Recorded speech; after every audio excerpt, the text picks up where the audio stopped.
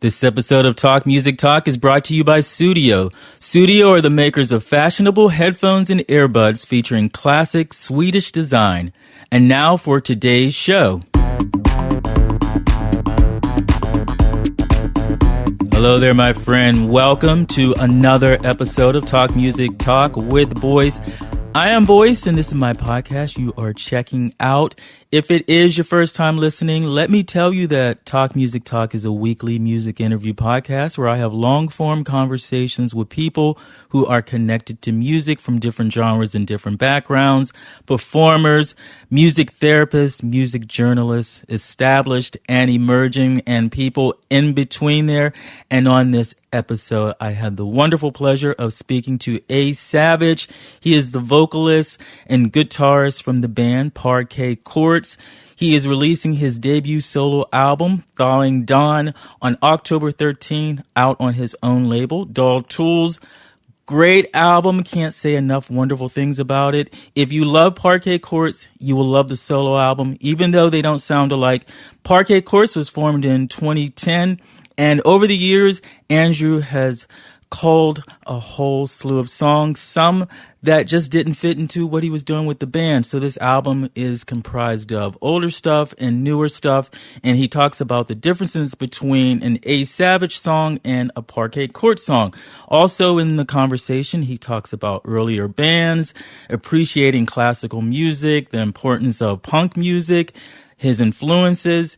He's also a visual artist and has designed all of the Parquet Courts record covers along with the new solo album. So he talks about his visual art. Also, Parquet Courts news. He talks about how the band started, insight into the new album, which is going to be recorded this year. And after the conversation, you are going to hear a song from Thawing Dawn. It was a tough choice because there are 10 amazing songs. It's one of those albums where you can just play it straight through. 44 great minutes. You don't want to skip anything, and you will play it and then start it right back up. But I decided to choose the title track because I feel like it encapsulates what the whole album is about. It is full of many different styles, and you never know where the album's going. It's full of surprises, and this song, the title track, Thawing Dawn, seems to bring all of that together in the one song. I wanted to tell you guys about these great pair of headphones. They're by this company called Sudio, and I'm using the particular brand, which is called Regent. They're wireless. Use them for Bluetooth. They also come with cord. So if you are a cord kind of person and you are at home, they give you over 24 hours of battery life. They're comfortable. You know how some over-the-head headphones feel like after about 10, 15 minutes, you have your head in a vice? Not these. You can wear them for hours at a time and they remain comfortable. They are so wonderful in sound quality. I find that I actually don't have to turn up the sound very loud like I do with other headphones. They're stylish, they're sleek, they look great with whatever you're wearing if that is important to you. And if you are an iPhone 7 user, you know with Bluetooth, with these headphones, you can charge and listen to music at the same time. And may I share something personal with you? I have shallow ear canals, so I'm more of an over-the-ear headphones kind of guy. But for the other 99% people who have normal ear canals, they have earbuds also, a variety of colors, a variety of different styles. There's so much to choose from. Perfect for listening to music.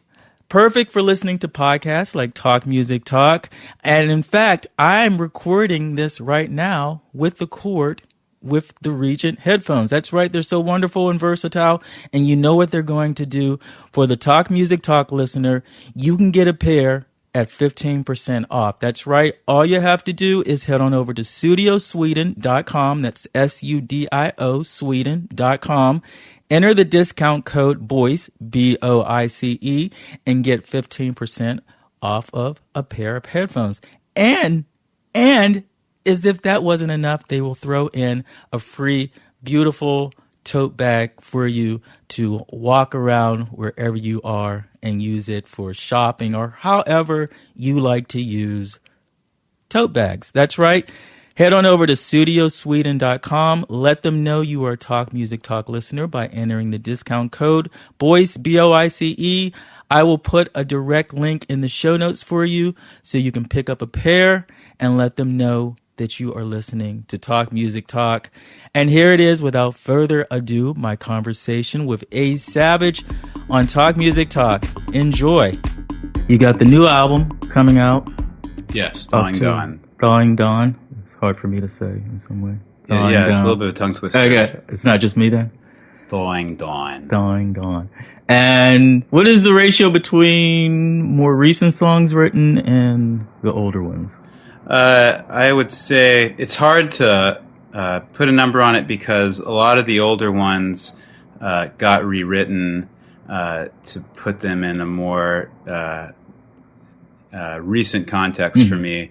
But I'd say there are 3 or 4 that I've had for a while in some capacity. 2 of them I've had for quite some time, like the better part of a decade.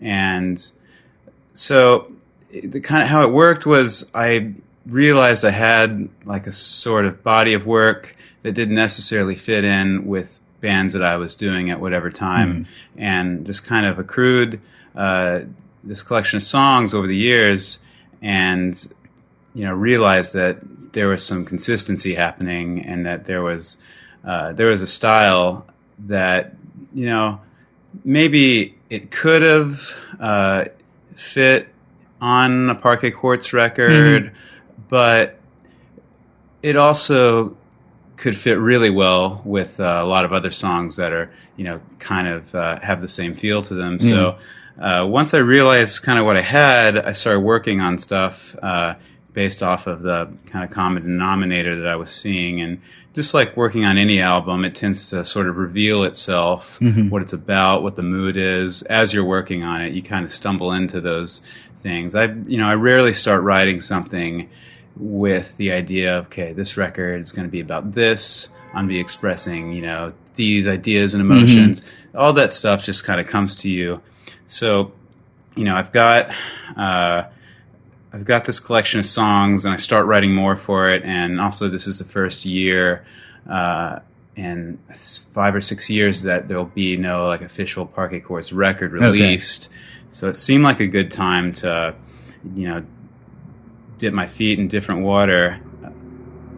And, at the same time as writing a Thawing Dawn record, I'm also writing songs for the next Parquet Courts record. But there's no gray area for me as to which song goes where, because I've got a really clear idea of what the next Parquet record is going to sound like, and it's not what Thawing Dawn sounds like. Okay. And what was the common denominator between these songs? It's hard to put my finger on, hard to really articulate, but I knew what I wanted the next Parquet Courts record to sound like, and it occupies a different place in the range, the emotional spectrum, and so I think it's just kind of the part of the spectrum that it sits at is specific, but also very different than what I was going for with another project. And so I think it's it's a type of song. They're kind of gravitating towards maybe some sadder, more blue songs on there, but not necessarily just that. I think more melodic and less rhythmic than Parquet Courts tends to be. Okay. And especially like kind of what I'm thinking of for the next record, definitely more of a... I felt a lot of my songs that were expressing anger kind of fit better with this idea for the new Parquet Courts record. But with Thawing Dawn, it's more ballads, and just a different way of articulating melody, and really a different voice for me too, because it's a way of singing that I don't often do in Parquet Courts. And it just, I guess, really what it boils down to is it just felt like me and not a band. Okay, you didn't have to think about these 3 other members Sure. I mean, the into songwriting it. is not collaborative like it is in Parquet Courts. It's just me. So that makes it really different. And what makes a song stick for the older ones? Yeah, with a lot of those, it's almost like they stick begrudgingly because I want to outgrow them, but there's just that part of them that sits in the back of my brain and is like, no, don't forget about me. I'm still here, And the melody will come in my head. And I'm just like, damn, that's catchy. Record that. That's brilliant. No, it's not like that. It's like it's like it doesn't leave you alone. And at a certain point, you got to wonder, why isn't it leaving me alone? There's a reason for that. 'Cause some songs just fall by the wayside and you lose interest in them over time. But the ones that don't leave you alone, that's when you got to start paying attention and be like, why am I being drawn to this song? And if there is part of it that has started to, has become stale to me, how can I improve on that? Because obviously something in there seems to be working. So how can I improve on that? So that was the mentality when I say like a lot of the songs got rewritten. I wanted them to feel very like I could always use them to transport to a specific time in my life, and I guess that time in my life being 2017. I mean, the lyrics came really quick for this record. Once I had some tunes, it became really quick, and that's also pretty different than the way I do songs in Parquet Courts, where it's definitely more lyrics focused. So most of the time, those tend to come first, and the music after. But with this kind of songwriting, maybe more traditional, more melodic. It's easier to wrap words around a melody than melody around words. Were you feeling any, like, over the years, impatient or anxious to get the songs out? Yeah, sure. Impatient, or I guess, started to lose my patience at times when I would try to force them into Parquet Courts, but I was writing stuff in a completely different direction, and just kind of frustrated that I couldn't find a place for them. Take a song like Phantom Limbo on the record. Probably wrote that in 2008.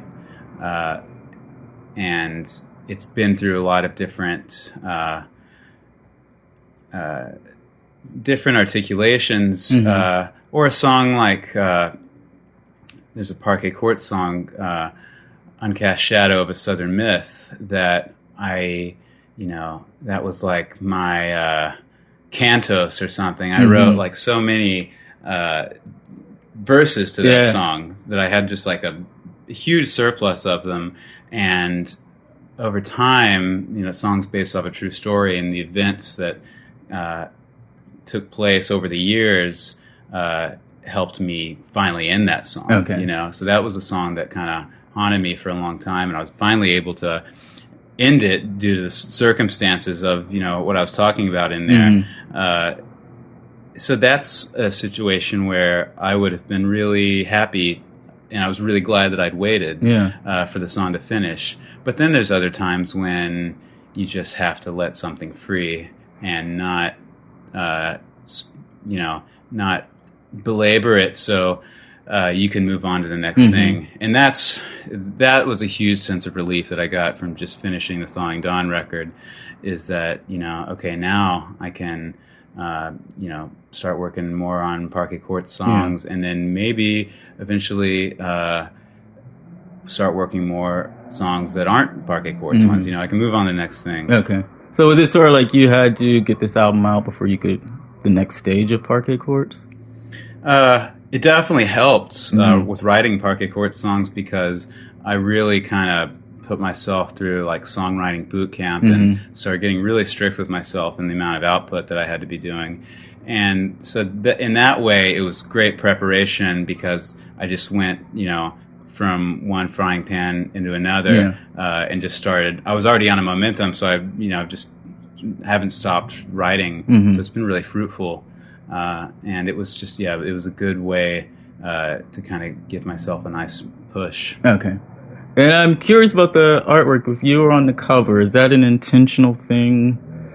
I guess it is. I mean, that picture was done by a good friend of mine who's a talented photographer, named Vince McClellan. And I had an idea of what I wanted. I knew I wanted to do a picture on there, kind of a classic record. One of my favorite, and I think one of the most under-celebrated designers of all time is Reed Miles, who designed all the Blue Note album covers. Yeah. My jazz section right here. I think I had a book of, wasn't there there's like a large book with all the covers. With all the Blue Note covers? Yeah. Oh, I have to get it's that. like the size of a record. So, like, I've always admired the way Reed Miles uses photography and type, and the type is, the photography is all done by, for the most part, Francis Wolff, who's the guy that started Blue Note, and then Reed. I've always admired the way he seems to have worked within a budget. So like the way that he uses minimal color and relies heavily on the photo, they were doing like basically 1 to 2 colors per cover. And so I've always liked the way that he really tastefully uses type and color and works them around a picture. And it's a shame because he's not, outside of like designers and heads, like he's not like a household name, though he was so imitated, and kind of his style became like the milieu of what jazz records look like then. And I knew I wanted it to be different than the way a Parquet Courts record looks, but it still should look like me. So I was also like listening to a lot of people's solo records during this time, and it's almost like an ode to the genre to have the photo on there, but I wanted it to look like me. I wanted to have a nice bold color playing field on there, and I wanted to Reed Miles definitely was an influence on the type setting on there. I'm sorry. No, I tend to work on album art after I'm finished with the music, so I can kind of immerse myself in it and listen while I'm working.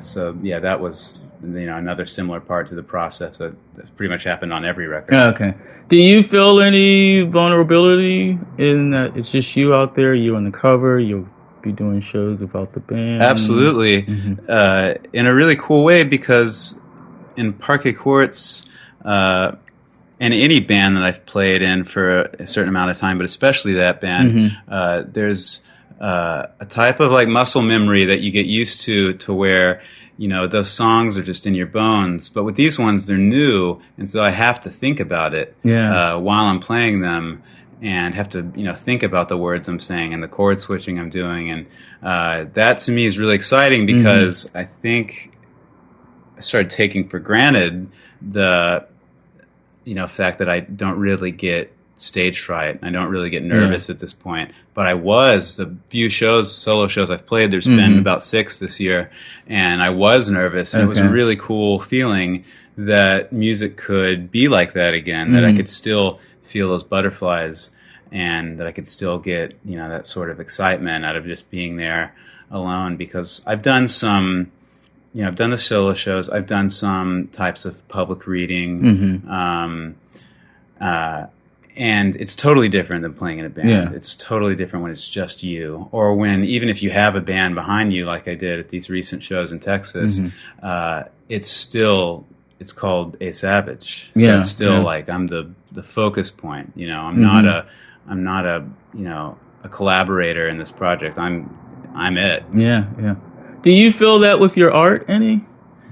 Less so, because my art is less performative, and I mainly paint, so it's different. I feel a certain responsibility in visual art that maybe I don't in music, because working in a visual language, I have to be very cognizant of the images that I'm using, and so in that way, and I'm still developing that lexicon as I go. But in that way, I guess it's a different type of anticipation than performing is, because I'm not. The focus isn't me as a performer, as a person, as a guy singing a song. The focus is on this thing that I've made, where it's kind of like both in music. Okay, got it. And what was first for you, the visual art or the music? I guess when you were younger? Visual art would be. I started drawing before I started writing songs, and in fact, I can remember the first song I wrote, but I can't remember the first picture I drew. So I guess that is the answer.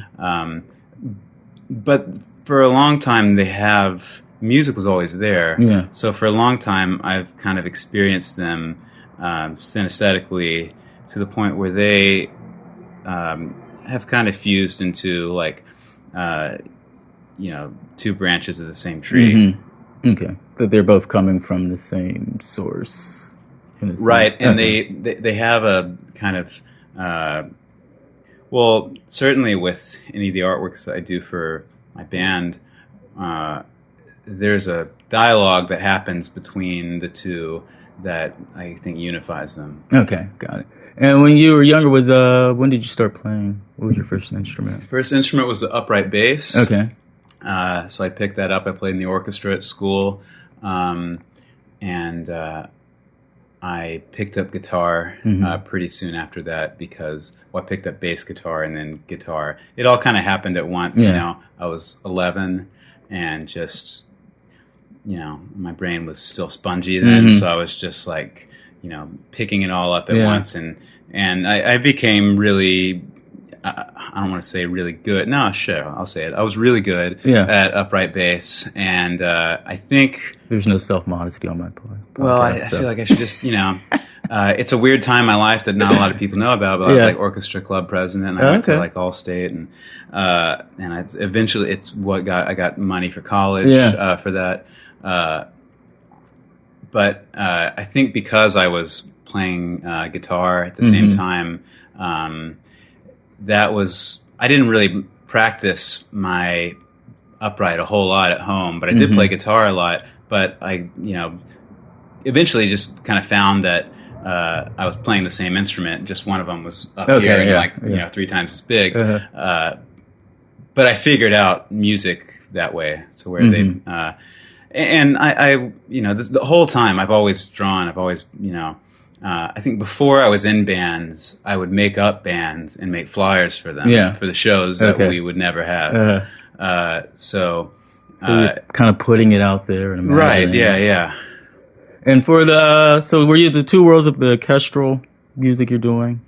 And then you're doing your own music on the side? Yes. Okay. What were you listening to collectively? As far as like orchestra music goes? Yeah, so were you listening to that, or was that more like you're studying that, but listening to other stuff on your own? It's, there's so few kids that I think are genuinely into classical music. Yeah. It's something that has been around me my whole life because my father's a big fan of it. And it's like... He was also a big jazz fan, so that was always around. And it took me, I think, a bit of, maturation to be able to appreciate jazz and then eventually classical. But I'm a fan now. For sure. Yeah. Well, how does it go from appreciation to understanding? Because I know I listened to jazz for years, and I'm like, oh, that's nice, right? But I didn't really get it. Yeah, sure. I guess it's like the same thing with poetry.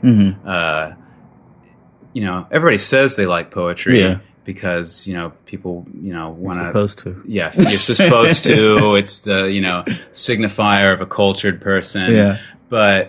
And I said it for a long time without really having read it, and then once I started getting into it. It's like learning a language. Classical music and jazz they're a very specific language, and it's very different from pop. At large, it is its own language. So it's like you have to commit yourself to to understanding this language, and once once you if you've ever learned a foreign language, that moment when someone says something and you immediately understand it and you're able to draw a response very naturally. Yeah. That's what happens with, I think, jazz and classical, is that there's this moment where you hear what they're saying and you're like, I get it. And especially being a musician, you start to be able to tell like the way that, you know, jazz dudes are communicating with one another, the way they're improvising with one another. And then I think probably what really changed my mind on classical music was the book The Rest is Noise by Alex Ross, who's a classical music critic for The New Yorker. And I was able to put it in a context of history, and especially when you consider that there was no pop music as we know it then. This is all pre-rock and roll. Yeah. This was the music of expressing angst and love and fear and anger. You don't, because, you know, we're programmed to have these pop music mentalities, that's a hard thing to latch into with classical music. But once you realize that, you know, Shostakovich, there's a lot of anger in there, and there's a lot of fear in there. You can appreciate it, and that's I had that moment where I was like, okay, this is the language. I get what he's saying. You know, this is what he's doing. And that book helped you. Yes. Okay. And what were you listening to as a kid on your own music? I guess my first favorite band was probably the Beatles, and then my first favorite rock bands were Smashing Pumpkins and Oasis. That was an exciting time for me in music, because that's when I started paying attention to MTV and stuff, and a new band that wasn't the Beatles or Stones or something that my parents were playing. And from there, started listening to alternative radio, and remember I was into I was really into Nine Inch Nails. I was into stereo MCs and that kind of British kind of electronic thing has happened in the late 90s. And then I guess I was around 13 or 14 when I got a copy of Maximum Rock and Roll. Yeah, this magazine here. And that was kind of what got me into punk through some more accessible, stuff like Sex Pistols and stuff like that. And then wanted to find out what was going on in punk. And so punk kind of opened the world for me of DIY, of putting out your own records, doing your own shows. And it made everything just seem all the more accessible and more in reach. And it's just a really attractive kind of music for a young kid, just because it's, for the most part, just based on alienation and just distilled frustration and simplicity. And you were feeling that as a young kid? So I was way into, throughout high school and college, I was way into punk and hardcore and everything DIY. And What was your source of angst? Besides the usual suspects, feeling like a misfit, feeling like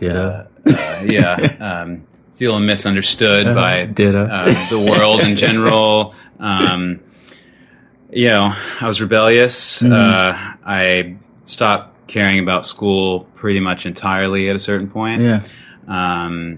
Started sneaking out. I started smoking weed pretty early age, cigarettes, just all the usual kind of paths of rebellion of someone, and punk to me is just another expression of nonconformity that's so important when, you're in that tribal world of youth. And, all these walls and boundaries seem so clear, and you're like, no, I'm over here. Fuck you guys. But life at home could be tough then. There are drugs around the house, and felt pretty isolated growing up at my school, and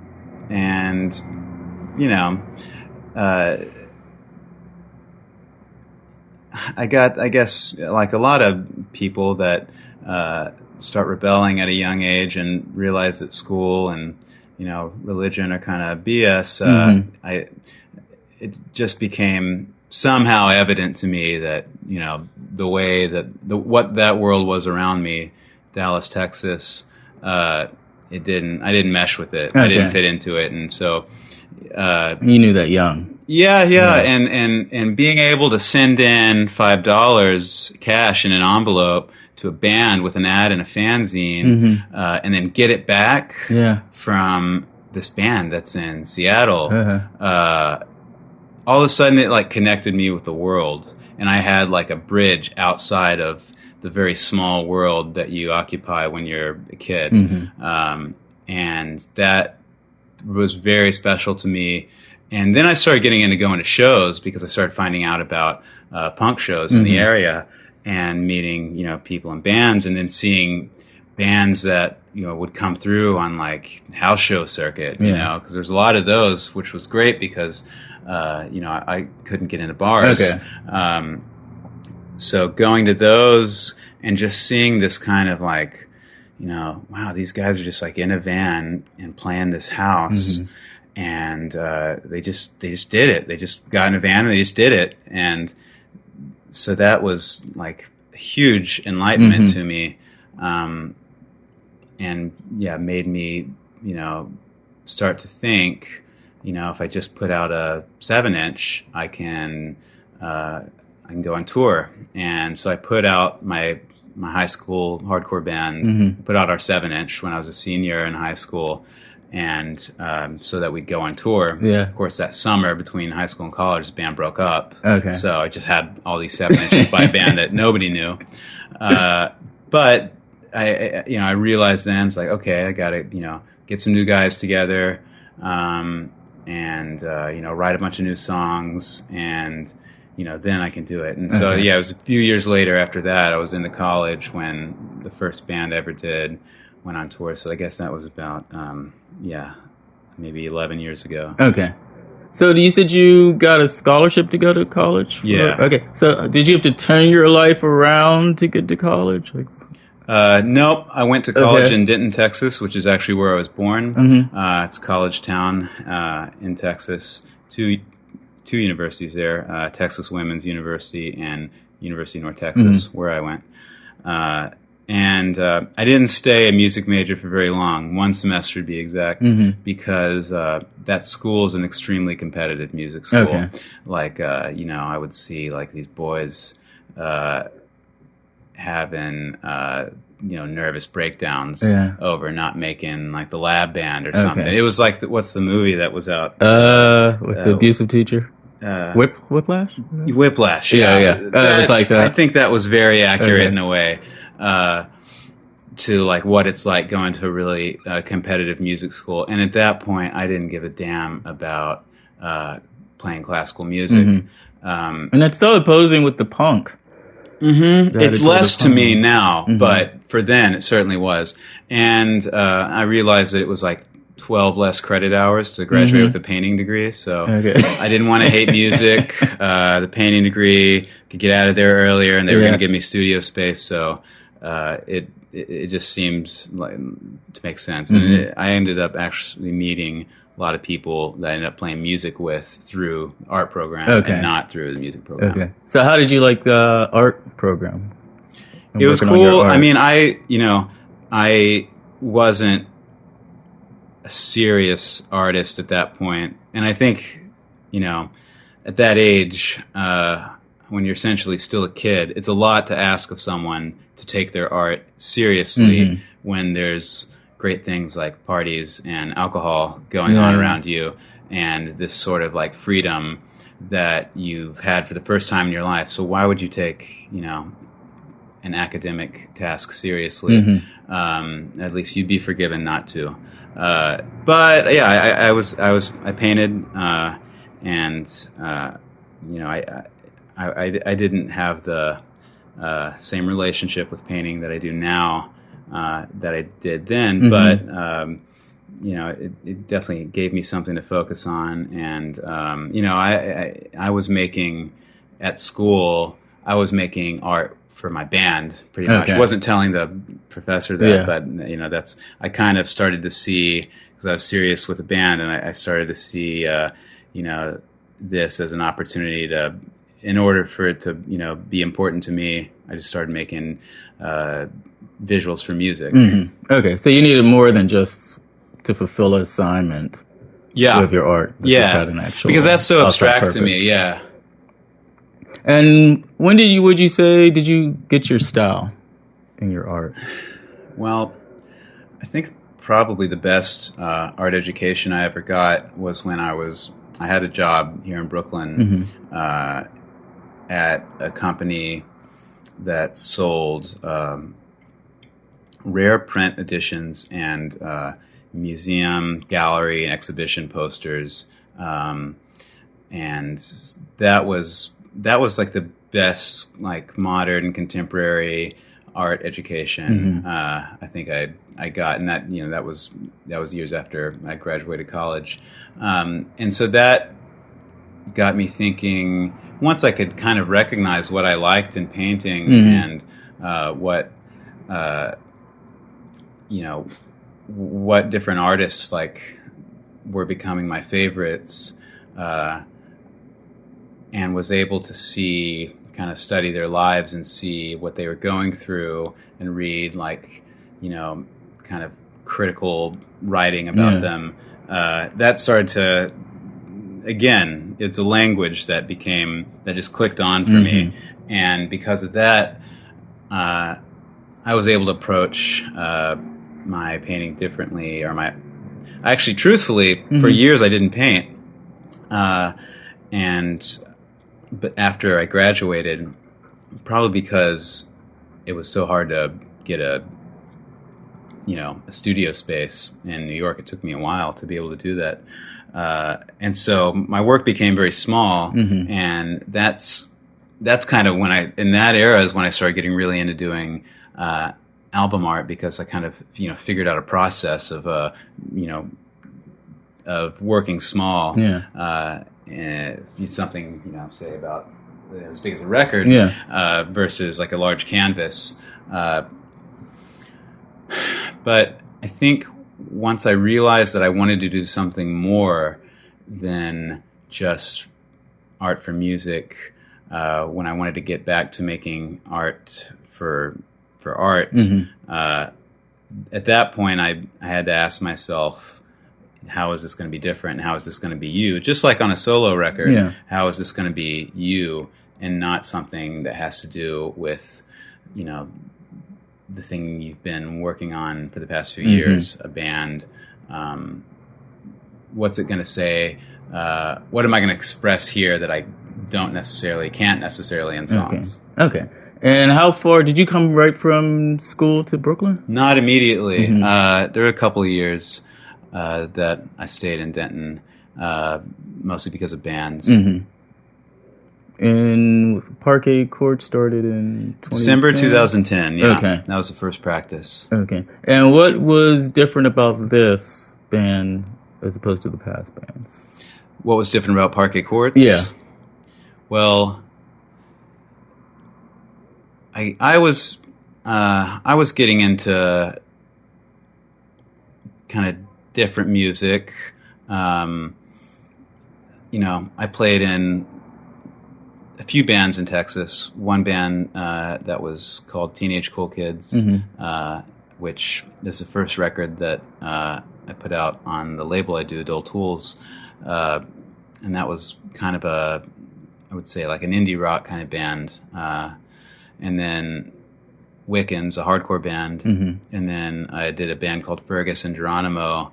It was a bit more experimental and more about process, and just kind of more about being a band that was like anti-genre.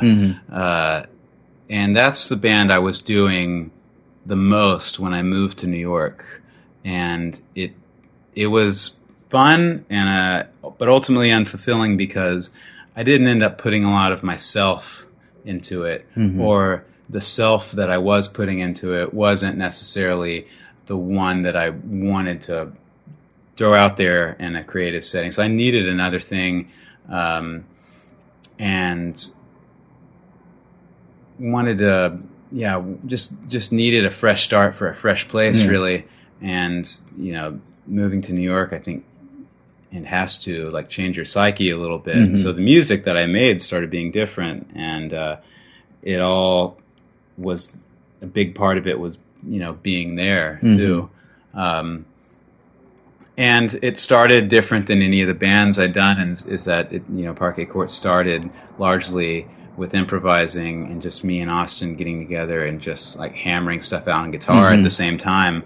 And that's what we would do on stage before we really had songs. We would just get up there and do whatever. So it from the beginning it was a different type of band, very clearly, just because it was a new way for me to start writing songs. And did you start the songs, or any of the songs that end up in Parquet Courts written beforehand, or was it only with Austin? No, they pretty much all started once I was living in New York for a while. Okay, got it.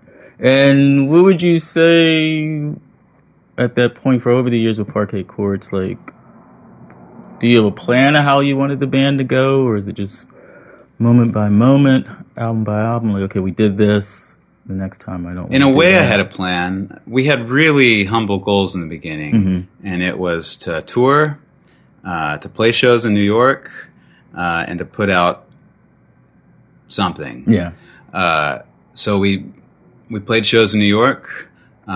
We put out a first record, which actually first came out on cassette.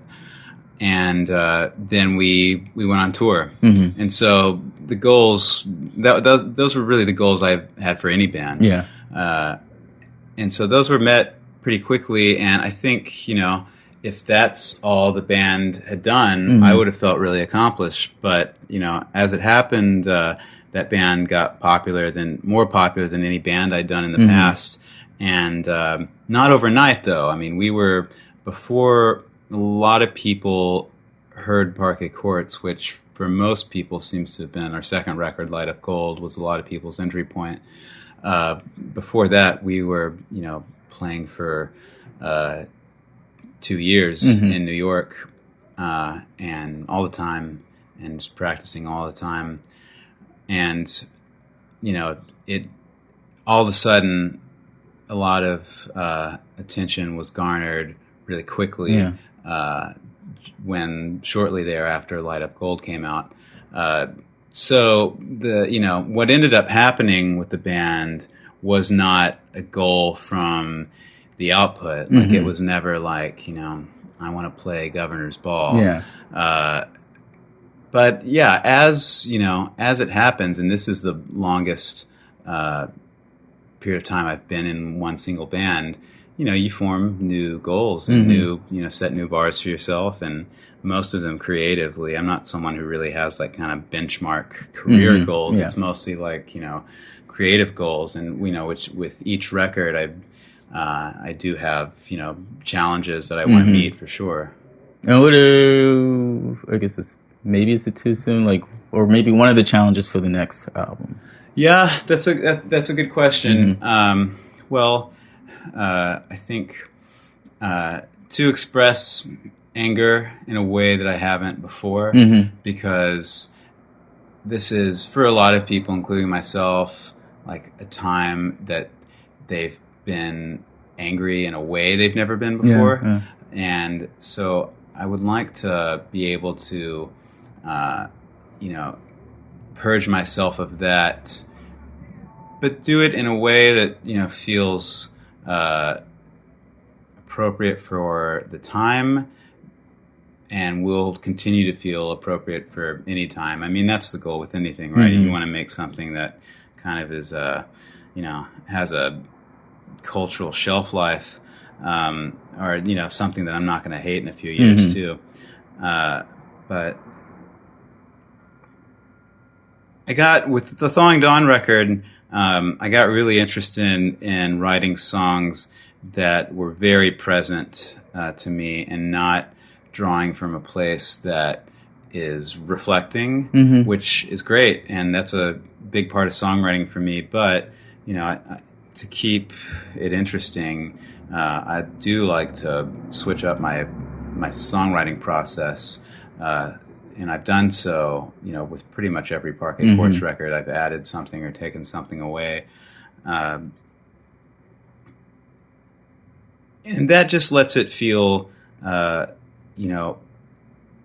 feel more potent to you as you're doing it. I think if you can keep something new, but I want to kind of focus on like the moment on the next Parquet Courts record, and that was what Thawing Dawn was all about. Okay. Like the older songs that I had on there, they had to be rewritten to reflect this moment. Okay. And I would say for the angry kid back in high school, could you have imagined this for yourself? Like, well, I could have imagined that I was going to be playing in bands, for the rest of my life. Yeah. That I think I kind of had committed to, but no, definitely not like the way that the way that Parquet Courts tours and like the kind of shows that we played, and no, I could never have imagined that. It was one of those kind of must be nice kind of things, but I had already kind of resigned that I don't mind working at grocery stores and stuff for the rest of my life if I can go on tour a few times a year, make music, make art. Okay. And I'm pretty sure you wouldn't have imagined you'd get a Grammy nomination for your every packaging. Every painter's dream, the Grammy. How do you find out? What do you get? How do you find out? I found out via Anna Bond, who works at Rough Trade. She's the head at Rough Trade in the U.S., and she called me and told me. I knew that I was submitted for it, but what I didn't know is that, I just thought it was such a long shot. Yeah. So when she told me, I was just like, really? Just almost like, that, me? Okay. David Bowie's art director ended up taking that, which, any betting man would have put the money there, I think. But it was cool going to the Grammys, cleaning up, putting on a tux. My award was actually given out at like the where most of the Grammys are given out, like 55 of them are given out during the day at a really quick ceremony. And that's like everything you could even imagine and more, like, best arranger on a classical record, whatever, best package design. And then I got to go to like the big show where they give out like 5 awards, and, got to see Beyonce, got to see More Stay in the Time, do Prince tribute. They played Jungle Love. It's awesome. Yeah. Good for you, man. That's exciting. Yeah, that was fun. Cool. And plans, the album's coming out October 13th, with touring, all that good stuff. Yeah. What's next? I'll do a tour in November with most of the people that recorded the record with me. And yeah, it'll come out in October. Parquet Courts recording September, and then November I'll do the A Savage tour, and then some Parquet Courts touring, and then another A Savage tour. It's really exciting to me because I like touring, and I, it's the way that if you're a musician and you want to make any money off of being a musician, that's the way to do it. And at this time in my life where I can do it, I don't have anything really holding me here, I just figured might as well. Yeah, why not? Yeah. And best place for people to check out music online, keep up with what you're doing? Yeah, sure. Dull Tools is the label that I do that is releasing the Thawing Dawn record, and we're on Bandcamp and SoundCloud. So or, if you're in the greater New York area, just come out to a show. Yeah, I will put all that in the show notes. Dude, thank you so much. This was great. Yeah, boys. Sure. I appreciate it.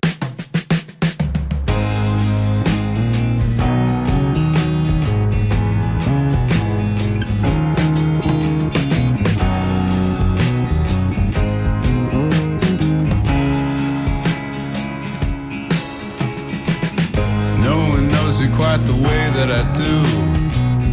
No one owes me, not especially you. Find a river and deliver my remains to it soon. This I request of you. Said a person that I knew from my sleep. Savage, I'm free, but I ain't cheap. The thing you ache with has a function, either beat it or bleed. What could I say to them? Man on fire and he's heading for truth. Watched him burning as I sat on the stoop. A couple seconds felt like hours till I finally moved to beat the flames from him. Most religion is as far from faith as the sun is from the shadows it shapes. Well, I can hardly say for certain if I'm trapped or escaped when I'm away from you.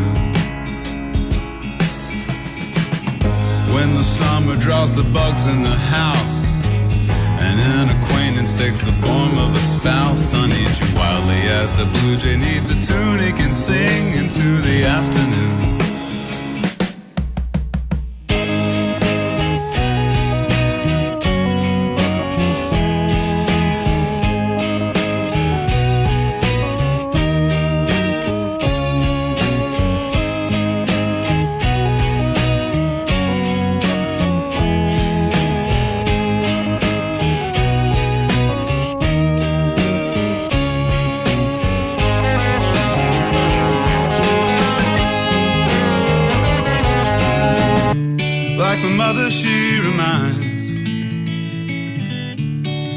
Ashes on her head, dance drunkly to the radio as she welcomes back the dead.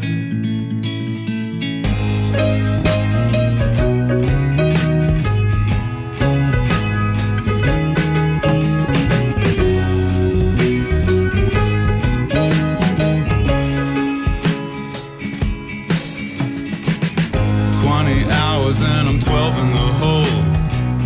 Thoughts of lightning as a beautiful doll across the island. They are floating slow in luminous balls, inviting me to cross.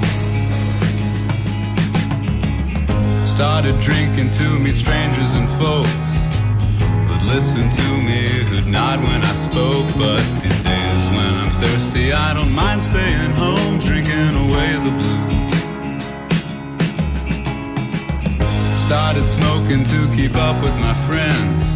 I learned to love the feeling when I'm breathing it in. But I'm a lonely lighthouse shining by the sea on a cliff, dragging in solitude.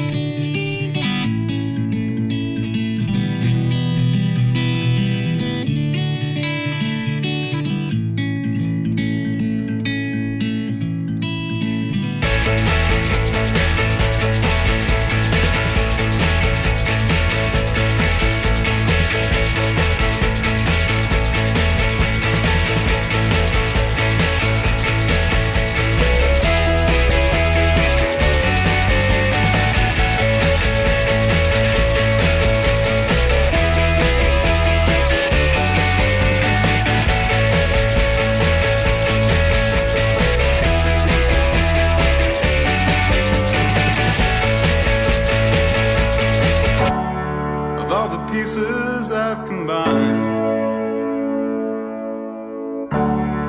Still the cruelest mixture yet. is the softness of a thawing dawn and the hardness of regret. And that was Thawing Dawn, the title track from Ace Savage's debut solo album, out October 13th. You can pre-order it now at dolltools.bigcartel.com or on Bandcamp at dolltools.bandcamp.com. I am online, talkmusictalk.com, for more podcast information and to stream every single episode. Also, I am on Instagram at This Is Boys. Call to actions for you. If you enjoy this episode, please share it on social media, email it to a friend, leave a 5-star rating and or comment/review on iTunes if that is where you are listening, because word of mouth helps spread and grow the Talk Music Talk audience. There is an app. Did you know that? Because there is. That's right. It's free for iPhone and Android, and you can get it wherever you like to get your apps. Or you can subscribe to the podcast on iTunes, Google Play, Stitcher, TuneIn, pretty much everywhere. Just search for Talk Music Talk. And also, you can find the podcast on SoundCloud at soundcloud.com/This Is Boys. Thank you so much for listening to this episode with Ace Savage. I hope you enjoyed it. Make sure you get his album, pre-order it now. It is incredible, one of the best ones of 2017. Till next time, and there will be a next time. This one's for you, Liz.